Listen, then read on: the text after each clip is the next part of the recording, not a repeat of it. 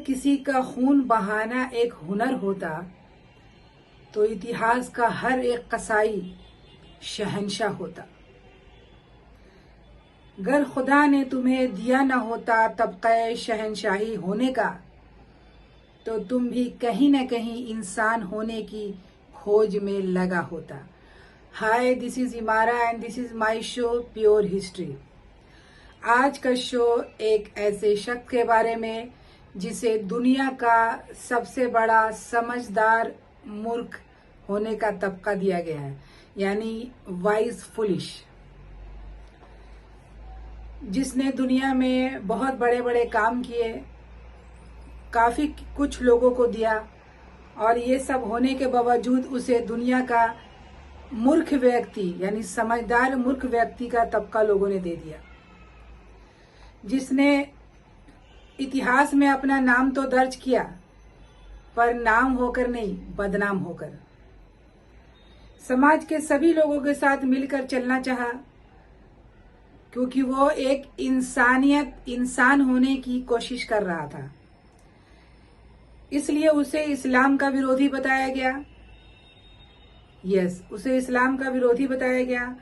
उन लोगों की भलाई के लिए कुछ काम करना चाहता था। वो जाति धर्म नहीं देखना चाहता था। इसीलिए तो लोग ज्यादातर पुरानी बातों को जैसे कि मैनिपुलेट करते हैं, वर्ड्स को मैनिपुलेट करते हैं, बातों को तोड़ मरोड़ कर एक नया रंग और रूप दे देते हैं। ऐसे ही हुआ मोहम्मद बिन तुगलक के साथ। लोगों ने उसे क्या क्या नहीं कहा, हिटलर, तुगलकी फरमान वगैरह वगैरह वगैरह सारी बातें कही। तो कहते हैं कि बस सच्चाई ये नहीं है, सच्चाई कुछ और है। कहानी की शुरुआत जैसा कि तराइन के युद्ध से होता है। तो तराइन का जो युद्ध हुआ था इंडिया में, तीन युद्ध हुआ है तराइन का। एक 1190 में, दूसरा 1191 में और तीसरा 1193 में। ये तीन युद्ध हुआ है। सबसे पहला युद्ध हुआ है, सबको पता है, मोहम्मद गौरी और हमारे आखिरी हिंदू राजा पृथ्वीराज चौहान के बीच, जिसमें मोहम्मद गौरी हार गया था, वो भाग गया, फिर वो वापस आया। दूसरा युद्ध हुआ तराइन का 1191 में, जिसमें फिर वो पृथ्वीराज चौहान और मोहम्मद गौरी के बीच में ये युद्ध हुआ था, जिसके अंदर मोहम्मद गौरी की जीत हुई थी, क्योंकि पृथ्वीराज चौहान के जो ससुर थे यानी उनके फादर इन लॉ, वो मोहम्मद गौरी के साथ मिलकर इन पर हमला करवाते हैं, जयचंद। तो इसके वजह से मोहम्मद गौरी जीत जाता है और फिर जो है पृथ्वीराज चौहान मारे जाते हैं। तो तीसरा युद्ध हुआ था जिसमें अल्तमश ने भाग लिया था, वो 1193 की बात है, 1193। तो मैं अभी की बात कर रही हूँ, 1191। उसके बाद जो है फिर मोहम्मद गौरी जंग जीतने के बाद, जैसा कि हमेशा से होता है कि ये लोग जो बाहर से आते हैं, ये लोग खुद बादशाह नहीं बनते, ये सिर्फ आते हैं, लूटते हैं, चले जाते हैं और अपने गुलामों को भारत में बादशाह बनाकर, अपने गुलामों को कहीं ना कहीं का सूबेदार बनाकर वो चले जाते हैं। तो मोहम्मद गौरी ने क्या किया कि अपने जो उसका जनरल था, गवर्नर मोहम्मद कुतुबुद्दीन ऐबक को उसने दिल्ली की गद्दी पे बैठाया। तो पहला गुलाम वंश की स्थापना हुई, यानी ममलूक डायनेस्टी जिसे कहा जाता है, जिसमें रजिया सुल्तान बड़ी फेमस हैं और अल्तमश वगैरह बलबन काफी राज रहे हैं। तो इसको कहते हैं गुलाम वंश। उसके बाद जो है आता है गुलाम वंश के बाद आता है अलाउद्दीन खिलजी का वंश, यानी खिलजी वंश। यानी टोटल जो है 5 डायनेस्टी जो है जो दिल्ली सल्तनत पे राज करती है। तो सबसे पहला तो हो गया आपका ममलूक डायनेस्टी, दूसरा खिलजी डायनेस्टी, तीसरा जो है तुगलक डायनेस्टी, और चौथा जो है सैयद डायनेस्टी, और पांचवा जो है लोधी डायनेस्टी। तो मैं बात करने जा रही हूँ तुगलक डायनेस्टी के बारे में। इन लोगों ने सबसे ज्यादा दिल्ली सल्तनत पे किसी ने राज किया है तो वो तुगलक डायनेस्टी है, जो 94 लगभग 94 साल तक इन लोगों का राज था दिल्ली की सल्तनत पर, दिल्ली की गद्दी पर। तो मैं मोहम्मद बिन तुगलक की बात कर रही हूँ। तो इन लोगों का राज था, और सबसे कम समय में किसी का राज अगर रहा है तो वो अलाउद्दीन खिलजी यानी खिलजी वंश का राज था, बहुत कम समय में थे। और तैमूर लग जब भारत आया है, कब आया है, जब सैयद वंश डायनेस्टी का राज था, यानी उन लोगों ने जो है तुगलक वंश के राजा को हराकर सैयद डायनेस्टी की स्थापना की और वो तैमूर आकर चला गया। और चंगेज खां कभी भारत नहीं आया, वो भारत के बॉर्डर से ही लौट गया था अल्तमश के समझदारी की वजह से। अगर वो भारत आता तो भारत बचता ही नहीं, क्योंकि ये लोग जहां जाते थे उस जगह का नस्ल से नस्ल बर्बाद कर देते थे, बिल्कुल बचता ही नहीं। तो लोगों को पता नहीं है चंगेज खां कभी भारत नहीं आया, वो भारत के बॉर्डर से लौट गया था। तो मैं बात करने जा रही हूँ तुगलक डायनेस्टी की। तुगलक डायनेस्टी की मैं इसलिए बात करने जा रही हूँ कि तुगलक डायनेस्टी में ऐसा बहुत कुछ है बताने लायक जो लोगों को जानना चाहिए। तुगलक डायनेस्टी की स्थापना जो है गयासुद्दीन तुगलक ने अपने, जैसे कि जो उसने स्थापना की थी, इसका फाउंडर है तुगलक डायनेस्टी का, क्योंकि ये इसके बलबन सेना में इनके पिता जो है भर्ती थे और इन लोग सब वही गुलाम थे, तुर्क गुलाम थे और शासन करते थे। फिर इन लोगों ने नसरुद्दीन, जो इनके जो राजा थे, नसरुद्दीन महमूद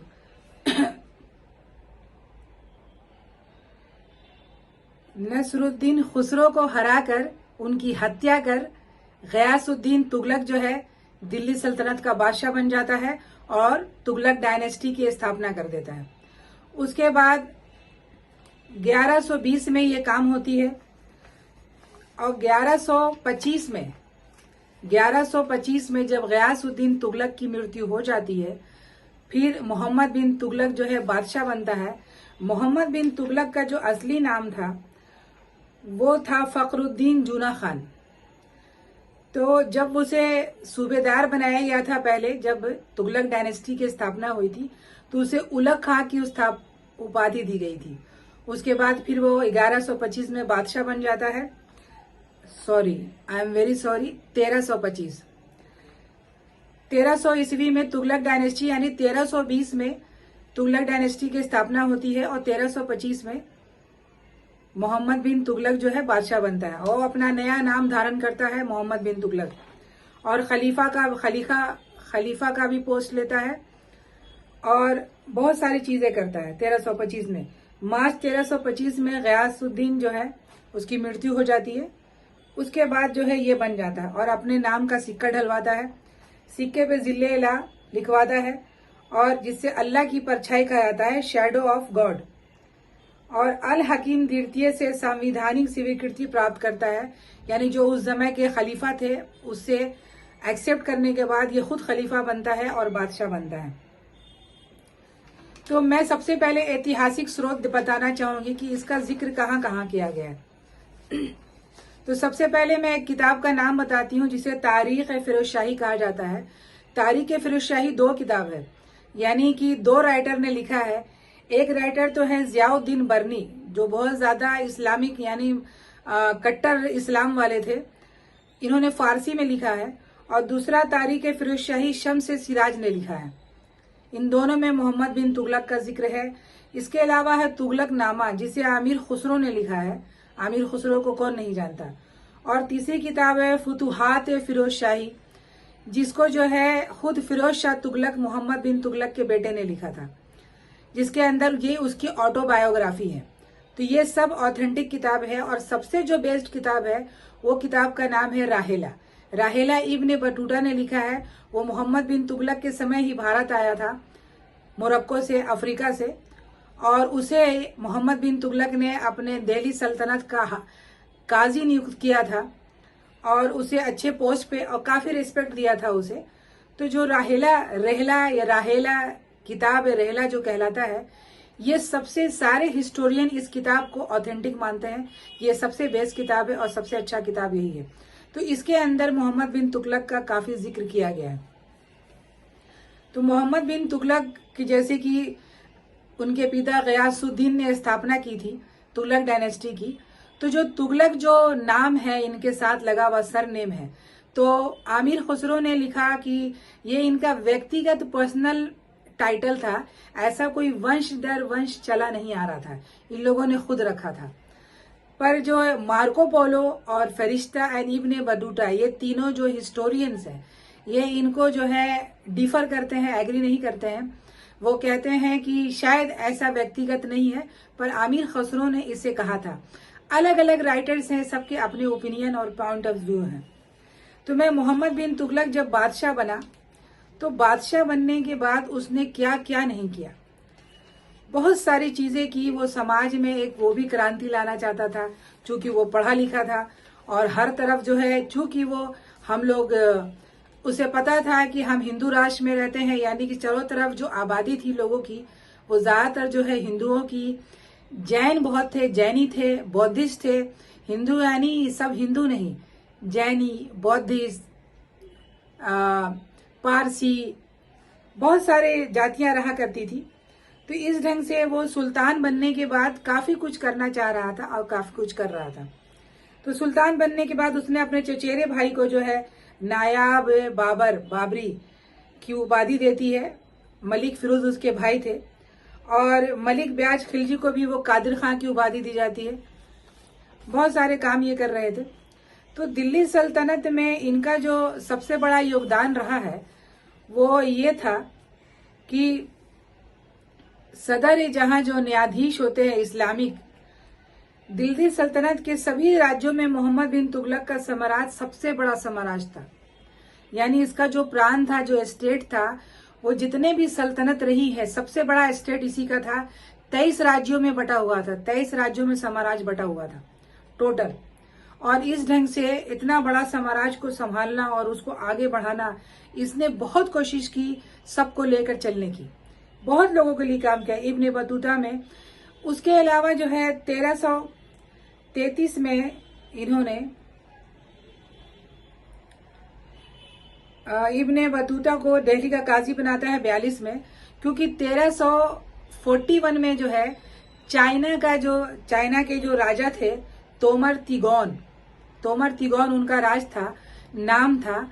वो इंडिया भारत आते हैं 1341 में, यानी 1341 में वो इंडिया आते हैं।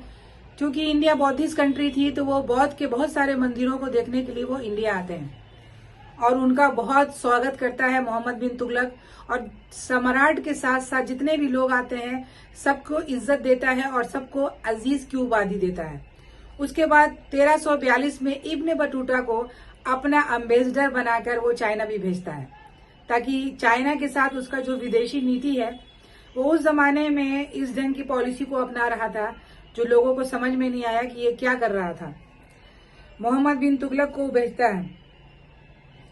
राजा रतन सिंह को जो है अजीजुस की उपाधि देता है, जो सबसे बड़े अजीज हैं।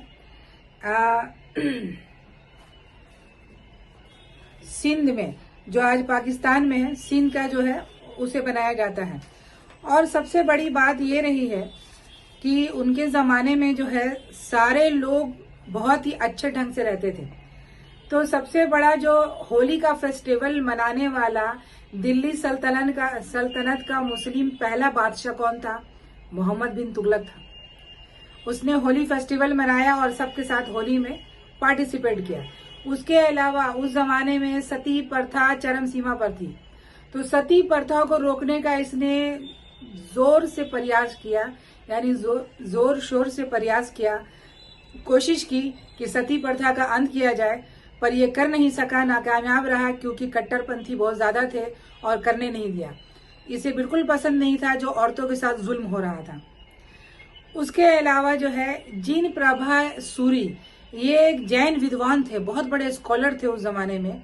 तो इनके साथ जो है एक इनका ग्रुप डिस्कशन हुआ था, पूरी रात चली थी, और इतना ज्यादा ये जैन साधुओं से इम्प्रेस था, बहुत इम्प्रेस था। और उनके बाद से वो इतना खुश हुआ कि उनके डिस्कशन के बाद जो कंक्लूजन निकला, उसने उनको जो है 1000 गाय गिफ्ट में दिया था। और धार्मिक टॉपिक पे ये बात हुई थी, जिससे वो बहुत खुश हुआ था। इसके अलावा राजशेखर जैन जो विद्वान थे, अपने राज्य में उनको संरक्षण भी दिया था। और ये ही बादशाह है जो जजिया कर किसी पे नहीं लगाया था, जजिया कर इसने हटा दिया था। बाद में इसके बेटे ने, जो फिरोज शाह तुगलक था, उसने जजिया कर लगाया था हिंदुओं पे। उसके अलावा हिस्टोरियन में जो इसे जो अधर्मी इसीलिए कहा गया, इस्लाम का विरोधी कहा गया। गौशाला जो आज आप देखते हैं, गौशाला का जो प्रथम निर्माण है ये मोहम्मद बिन तुगलक ने ही कराया था। गौशालाओं का, जहां गायें सुरक्षित ढंग से रखी जाए और उनके खाने पीने का, जितनी भी चीजें हैं खाने पीने का, उनको सबको प्रयोग किया, यानी उन्हें सब दिया जाए। दिल्ली सल्तनत का पहला शासक था जो सूफीवाद में विश्वास तो नहीं करते थे, पर वो सबसे ज्यादा सबको रिस्पेक्ट करते थे। जितने भी सूफी संत थे, जैसे शेख अलाउद्दीन के शिष्य इनको माना जाता है। मोहम्मद बिन तुगलक जो है अजमेर में ख्वाजा मोइनुद्दीन चिश्ती के दरगाह पे भी गए थे, और बहराइच में जो यूपी में है मसूद गाजी के दरगाह पे भी ये गए हैं, मजार पे गए हैं। जो उसके बाद बदायूं में जो मीरन मुलहिम, दिल्ली में शेख निजामुद्दीन औलिया का जो मजार, ये सब इन्होंने बनवाया है और मकबरे का निर्माण कराया है। इसी वजह से नसरुद्दीन चिराग दिल्ली इस्लामी ज़ियाउद्दीन बर्नी ने इन्हें इस्लाम का विरोधी कहा, क्योंकि ये सारे लोगों के लिए काम कर रहे थे और इतना काम कर रहे थे, तो ये जो है बहुत कुछ करना चाहता था, पूरे देश के लिए चाहता था। तो इसी वजह से इसने क्या किया कि अपना जो कैपिटल है, इसका पहले कैपिटल सबका कहाँ था, दिल्ली में था। इसने अपने कैपिटल को शिफ्ट कर दिया देवगिरी जो आज महाराष्ट्र में है। तो 1343 की बात है। तो जब इसने शिफ्ट कर दिया तो सारे लोगों को ये शिफ्ट किया इसने, यहां से वहां तक दुनिया का हजारों काम किया, ऐसे ऐसे सिक्के चलवाए, यानी कि किसानों को, जो किसान जो यानी कि जिनके साथ जो हालात, जैसे बारिश नहीं होती है, अकाल रहता है, अकाल में उनको कुछ भी नहीं, सारी चीजें बर्बाद हो जाती है, तो इसने ही सबसे पहले कृषि लोन प्रोवाइड कराया कि अगर जो है किसानों को पैसे की कमी है तो वो कृषि लोन ले सकता है। रजिस्टर की स्थापना कि जो 100 गांव होते थे, 100 गांवों का जो सूबेदार है, लोगों को सही से पैसे मिल रहे हैं कि नहीं मिल रहे हैं, लोग के जो मेन जो वहां के लोग हैं जो मेन है वो काम कर रहे हैं कि नहीं कर रहे हैं, ये सब के लिए रजिस्टर का इंतजाम कराया और सारी चीजें नोट डाउन कराया जाता था। तो जब इसने अपना कैपिटल शिफ्ट किया देवगिरी में, जो आज महाराष्ट्र में है, दौलताबाद जिसे कहा जाता है, तो इसमें वो मात खा गया, क्योंकि वो करना तो बहुत कुछ चाहता था, वो चाहता था दुनिया फतेह करना, लेकिन जब उसने शिफ्ट किया तो सारे लोग शिफ्ट हुए, सारी चीजें शिफ्ट हुई। वो जमाना तो नहीं था कि प्लेन में या गाड़ी या ट्रेन से सब चीजें हो गई, वो सारी चीजों को लाना, वापस शिफ्ट करना, ये बहुत बड़ी बात होती थी। तो इस वजह से जो है काफी लोगों की जान चली गई। जान जाने के बाद उसके बाद जो है ये अनसक्सेस हो गया। तो फिर जो है वो वापस जो है अपना कैपिटल दिल्ली शिफ्ट करता है, और दिल्ली शिफ्ट करने के बाद जो है वो अपना कैपिटल जो है वहां बनाता है दिल्ली में, यानी ये चीजें सक्सेस नहीं हो पाता है। इसी वजह से जो है इसे जो है मूर्ख कहा जाता है कि एक समझदार मूर्ख था ये। तो ये काम करना चाह रहा था। उसके पीछे क्या प्रॉब्लम थी कि जितना सबसे बड़ा राज इसका जो प्रांत था, वो इस ढंग से धीरे धीरे सब लोग अपने आप को सुरक्षित करने लगे और अपने आप को आजाद करने लगे कि मैं इसके अंडर में काम नहीं करूंगा, होता है। तो 1346 में जो बहमनी साम्राज्य की स्थापना हुई थी, सबसे पहले तो यहाँ पे मैं बता दूं बंगाल विद्रोह हुआ था उसके समय में, जो बंगाल पे इसका राज था, और बंगाल में जो लखनौती है सोनार गांव था, उसके शासक ने अपने आप को स्वतंत्र कर लिया। उसके बाद फिर दक्षिण में विद्रोह हुआ, वहां के लोगों ने अपने को स्वतंत्र कर लिया। जो मोहम्मद बिन तुगलक जो खुद जाना चाहता था, पर वहां प्लेग फैला था, वो प्लेग में जा नहीं सका, जिसे एहसान शाह ने वहां स्वतंत्र हो गया, वो खुद बादशाह बन गया, और शमशुद्दीन लखनौती में वहां बादशाह बन गया। उसके बाद फिर 1336 में जो है, जो प्लेग की वजह से ये जा नहीं सका, उसके बाद 1346 में बहमनी साम्राज्य की स्थापना हो गई, और इमादुल्ला जो है, इमादुल्ला मुल्क की हत्या कर अधिकार कर लिया गया, और जो हसन गंगू, जो ये अलग टॉपिक है, हसन गंगू वहां का बादशाह बन गया अलाउद्दीन बहमनी शाह के नाम से 1347 ईस्वी में। उसके बाद तगी का विद्रोह हुआ। तगी का विद्रोह जो है आखिरी विद्रोह था इसका। ये इस तगी का विद्रोह, तगी जो है एक व्यक्ति का नाम था जो उसके दरबार में काम करता था, उसने भी जो है विद्रोह कर दिया और गुजरात का जाकर बादशाह बन गया। तो उसी के पीछे ये भागता हुआ जा रहा था उसे पकड़ने के लिए, उसी समय पीछा करते हुए मोहम्मद बिन तुगलक को बहुत तेज बुखार आ जाता है और तेज बुखार की वजह से उसकी मृत्यु हो जाती है 1351 में, यानी 1351 ईस्वी में। तो इस ढंग से जो है वो पूरी जिंदगी सिर्फ काम करता रहा, साम्राज्य स्थापित करता रहा, फिर साम्राज्य छूटता रहा, लोगों के पीछे भागता रहा। उसने कभी चैन का सांस नहीं लिया कि हाँ कि मैं थोड़ा आराम कर लूं, वो चैन का सांस नहीं लिया और वो काम करते रहा। इस ढंग से शिक्षा और साहित्य में भी उसने काफी कुछ काम किया। लोगों को एजुकेशन दी जाती थी खासकर, और मोहम्मद बिन तुगलक जो है उसके समय में संगीत जो है यानी एजुकेशन भी दी जाती थी उसे।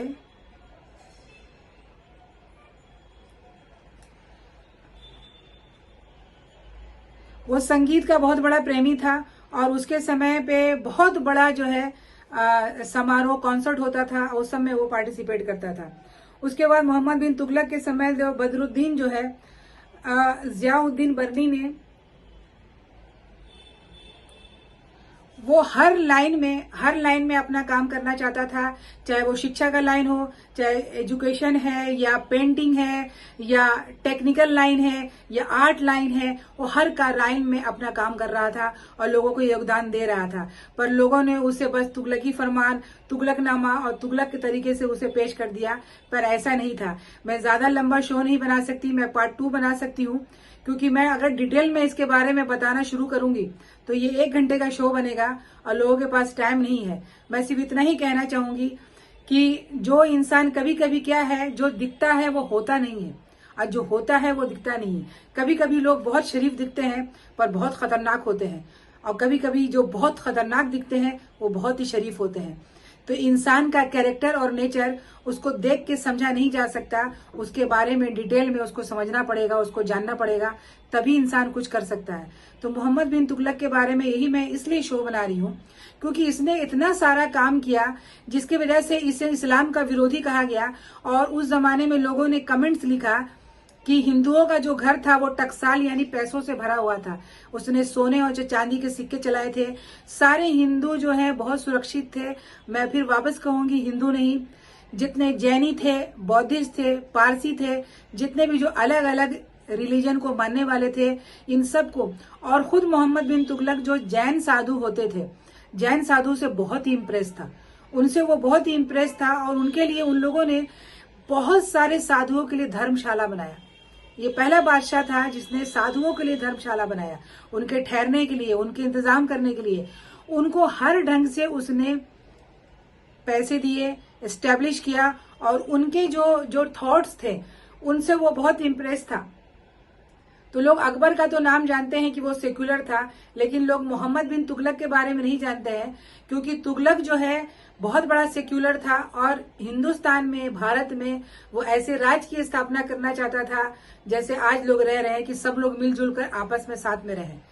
तो मैं अपना शो खत्म करती हूँ। धन्यवाद।